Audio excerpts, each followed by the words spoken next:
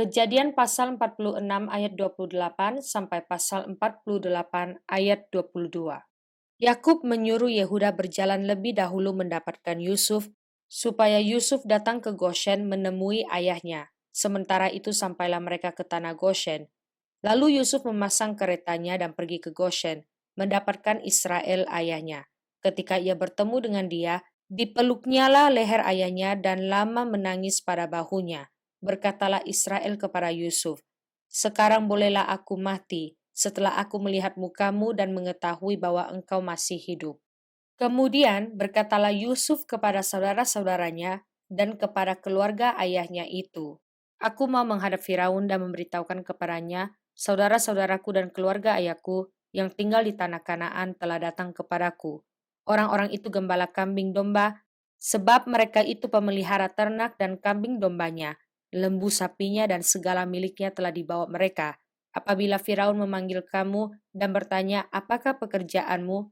Maka jawablah, hamba-hambamu ini pemelihara ternak, sejak dari kecil sampai sekarang, baik kami maupun nenek moyang kami, dengan maksud supaya kamu boleh diam di tanah Goshen, sebab segala gembala kambing domba adalah suatu kekejian bagi orang Mesir." Kemudian pergilah Yusuf memberitahukan kepada Firaun, "Ayahku dan saudara-saudaraku beserta kambing dombanya, lembu sapinya dan segala miliknya telah datang dari tanah Kanaan, dan sekarang mereka ada di tanah Goshen."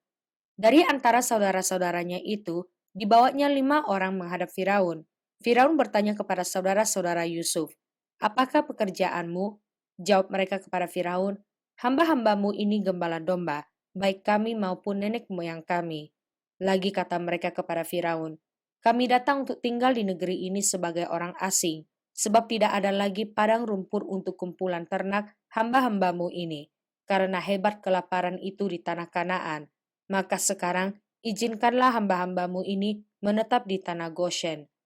Lalu berkatalah Firaun kepada Yusuf, "Ayahmu dan saudara-saudaramu telah datang kepadamu. Tanah Mesir ini terbuka untukmu. Tunjukkanlah kepada ayahmu dan kepada saudara-saudaramu tempat menetap di tempat yang terbaik dari negeri ini. Biarlah mereka diam di tanah Goshen. Dan jika engkau tahu di antara mereka orang-orang yang tangkas, tempatkanlah mereka menjadi pengawas ternakku." Yusuf membawa juga Yakub, ayahnya menghadap Firaun. Lalu Yakub memohonkan berkat bagi Firaun. Kemudian bertanyalah Firaun kepada Yakub, "Sudah berapa tahun umurmu?" Jawab Yakub kepada Firaun, "Tahun-tahun pengembaraanku sebagai orang asing berjumlah 130 tahun. Tahun-tahun hidupku itu sedikit saja dan buruk adanya, tidak mencapai umur nenek moyangku, yakni jumlah tahun mereka mengembara sebagai orang asing." Lalu Yakub memohonkan berkat bagi Firaun, sesudah itu keluarlah ia dari depan Firaun. Yusuf menunjukkan kepada ayahnya dan saudara-saudaranya tempat untuk menetap dan memberikan kepada mereka tanah milik di tanah Mesir, di tempat yang terbaik di negeri itu, di tanah Rameses, seperti yang diperintahkan Firaun. Dan Yusuf memelihara ayahnya, saudara-saudaranya dan seisi rumah ayahnya dengan makanan menurut jumlah anak-anak mereka. Di seluruh negeri itu tidak ada makanan, sebab kelaparan itu sangat hebat, sehingga seisi tanah Mesir dan tanah Kanaan lemah lesu karena kelaparan itu. Maka Yusuf mengumpulkan segala uang yang terdapat di tanah Mesir dan di tanah Kanaan, yakni uang pembayar gandum yang dibeli mereka, dan Yusuf membawa uang itu ke dalam istana Firaun. Setelah habis uang di tanah Mesir dan di tanah Kanaan, datanglah semua orang Mesir menghadap Yusuf serta berkata, "Berilah makanan kepada kami. Mengapa kami harus mati di depanmu? Sebab tidak ada lagi uang." Jawab Yusuf, "Jika tidak ada lagi uang, berilah ternakmu, maka aku akan memberi makanan kepadamu sebagai ganti ternakmu itu." Lalu mereka membawa ternaknya kepada Yusuf, dan Yusuf memberi makanan kepada mereka, ganti kuda, kumpulan kambing domba, dan kumpulan lembu sapi, dan keledainya. Jadi, disediakannyalah bagi mereka makanan ganti segala ternaknya pada tahun itu. Setelah lewat tahun itu, datanglah mereka kepadanya pada tahun yang kedua serta berkata kepadanya, "Tidak usah kami sembunyikan kepada tuanku, bahwa setelah uang kami habis dan setelah kumpulan ternak kami menjadi milik tuanku, tidaklah ada lagi yang tinggal yang dapat kami serahkan kepada tuanku selain badan kami dan tanah kami. Mengapa kami harus mati di depan matamu baik kami maupun tanah kami, belilah kami dan tanah kami sebagai ganti makanan. Maka kami dengan tanah kami akan menjadi hamba kepada Firaun. Berikanlah benih supaya kami hidup dan jangan mati, dan supaya tanah itu jangan menjadi tandus. Lalu Yusuf membeli segala tanah orang Mesir untuk Firaun, sebab orang Mesir itu masing-masing menjual ladangnya karena berat kelaparan itu menimpa mereka. Demikianlah negeri itu menjadi milik Firaun. Dan tentang rakyat itu diperhambakannya lah mereka di daerah Mesir dari ujung yang satu sampai ujung yang lain. Hanya tanah para imam tidak dibelinya. Sebab para imam mendapat tunjangan tetap dari Firaun dan mereka hidup dari tunjangan itu. Itulah sebabnya mereka tidak menjual tanahnya. Berkatalah Yusuf kepada rakyat itu, pada hari ini aku telah membeli kamu dan tanahmu untuk Firaun. Inilah benih bagimu supaya kamu dapat menabur di tanahmu. Mengenai hasilnya, kamu harus berikan 1/5 bagian kepada Firaun dan yang 4 bagian lagi. Itulah menjadi benih untuk ladangmu dan menjadi makanan kamu dan mereka yang ada di rumahmu dan menjadi makanan anak-anakmu. Lalu berkatalah mereka, engkau telah memelihara hidup kami. Asal kiranya kami mendapat kasih tuanku, biarlah kami menjadi hamba kepada Firaun. Yusuf membuat hal itu menjadi suatu ketetapan mengenai tanah di Mesir sampai sekarang, yakni bahwa 1/5 dari hasilnya menjadi milik Firaun, hanya tanah para imam tidak menjadi milik Firaun. Maka diamlah Israel di tanah Mesir, di tanah Goshen, dan mereka menjadi penduduk di situ. Mereka beranak cucu dan sangat bertambah banyak. Dan Yakub masih hidup 17 tahun di tanah Mesir, maka umur Yakub yakni tahun-tahun hidupnya menjadi 147 tahun. Ketika hampir waktunya bahwa Israel akan mati, dipanggilnyalah anaknya Yusuf dan berkata kepadanya, jika aku mendapat kasihmu, letakkanlah kiranya tanganmu di bawah pangkal pahaku dan bersumpahlah bahwa engkau akan menunjukkan kasih dan setia kepadaku. Janganlah kiranya kuburkan aku di Mesir, karena aku mau mendapat perhentian bersama-sama dengan nenek moyangku. Sebab itu, angkutlah aku dari Mesir dan kuburkanlah aku dalam kubur mereka. Jawabnya, aku akan berbuat seperti katamu itu. Kemudian kata Yakub, bersumpahlah kepadaku. Maka Yusuf pun bersumpah kepadanya, lalu sujudlah Israel di sebelah kepala tempat tidurnya. Sesudah itu ada orang mengatakan kepada Yusuf, ayahmu sakit. Lalu dibawanyalah kedua anaknya, Manasye dan Efraim. Ketika diberitahukan kepada Yakub, telah datang anakmu Yusuf kepadamu, maka Israel mengumpulkan segenap kekuatannya dan duduklah ia di tempat tidurnya. Berkatalah Yakub kepada Yusuf, Allah yang Maha Kuasa telah menampakkan diri kepadaku di Luz di tanah Kanaan dan memberkati aku serta berfirman kepadaku, akulah yang membuat engkau beranak cucu dan aku akan membuat engkau bertambah banyak dan menjadi sekumpulan bangsa-bangsa. Aku akan memberikan negeri ini kepada keturunanmu untuk menjadi miliknya sampai selama-lamanya. Maka sekarang, kedua anakmu yang lahir bagimu di tanah Mesir, sebelum aku datang kepadamu ke Mesir, akulah yang empunya mereka. Akulah yang akan empunya Efraim dan Manasye, sama seperti Ruben dan Simeon. Dan keturunanmu yang kau peroleh sesudah mereka, engkaulah yang empunya. Tetapi dalam pembagian warisan, nama mereka akan disebutkan berdasarkan nama kedua saudaranya itu. Kalau aku pada waktu perjalananku dari Padan, aku kematian Rahel di tanah Kanaan di jalan, ketika kami tidak berapa jauh lagi dari Efrata, dan aku menguburkannya di sana, di sisi jalan ke Efrata, yaitu Bethlehem. Ketika Israel melihat anak-anak Yusuf itu, bertanyalah ia, siapakah ini? Jawab Yusuf kepada ayahnya, inilah anak-anakku yang telah diberikan Allah kepadaku di sini. Maka kata Yakub, dekatkanlah mereka kepadaku supaya aku berkati mereka. Adapun mata Israel telah kabur karena tuanya, jadi ia tidak dapat lagi melihat. Kemudian Yusuf mendekatkan mereka kepada ayahnya, dan mereka dicium serta didekap oleh ayahnya. Lalu berkatalah Israel kepada Yusuf, tidak kusangka-sangka bahwa aku akan melihat mukamu lagi. Tetapi sekarang Allah bahkan memberi aku melihat keturunanmu.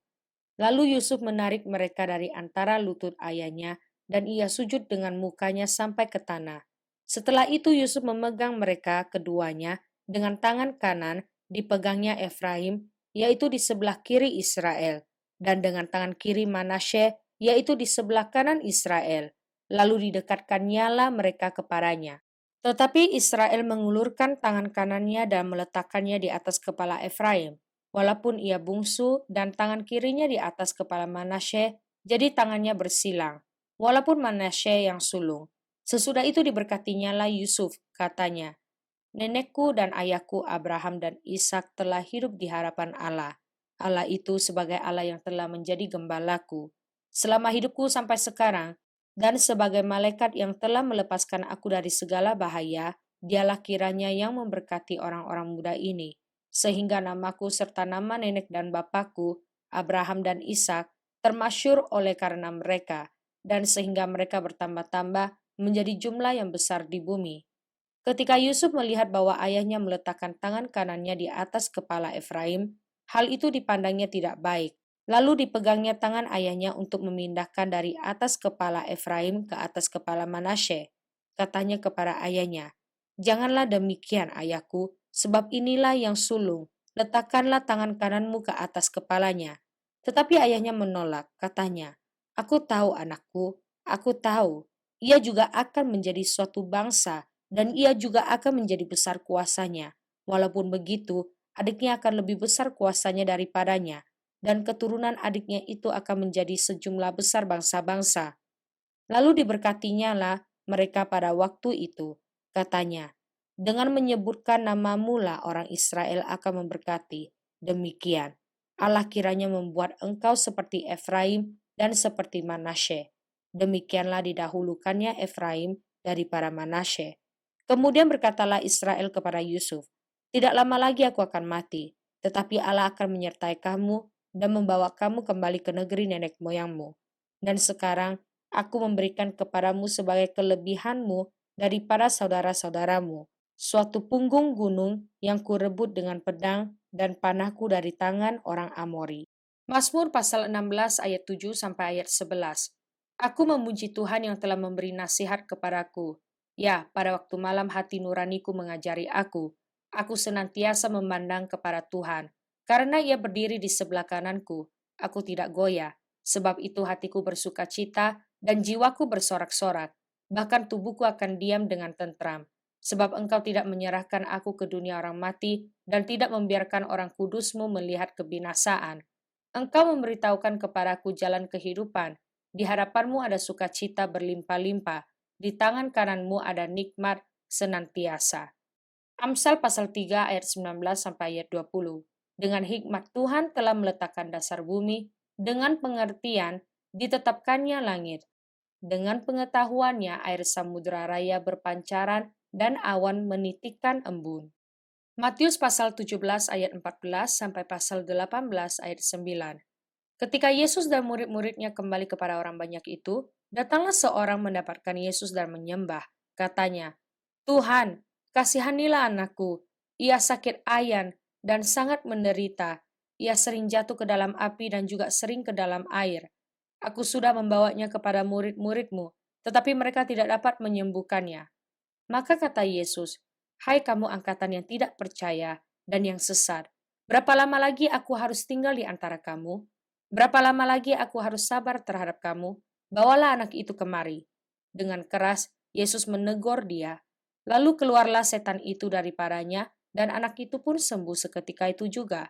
Kemudian murid-murid Yesus datang, dan ketika mereka sendirian dengan dia, bertanyalah mereka, "Mengapa kami tidak dapat mengusir setan itu?"